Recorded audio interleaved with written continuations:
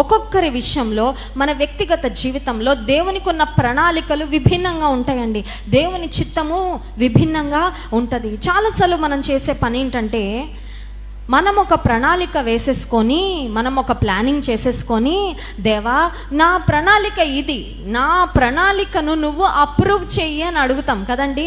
This is my plan for my future, I want you to approve.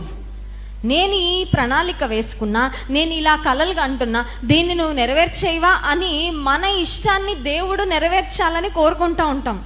కానీ మరియ జీవితాన్ని చూసి మనం నేర్చుకోవాల్సిన విషయం ఏంటంటే, ఆమె ప్రణాళికలన్నీ పక్కకి వెళ్ళిపోయినాయి, కానీ ఆమె దేవుని ప్రణాళికకు, దేవుని చిత్తానికి సంపూర్ణంగా అంగీకరించి, సంపూర్ణంగా లోబడి, దేవుని ప్రణాళిక ఆమె జీవితంలో నెరవేరడానికి ఆమె అంగీకరించింది. కాబట్టి ఇది మొదలుకొని అన్ని తరముల వారు ఆమెను ధన్యురాలని అంటూనే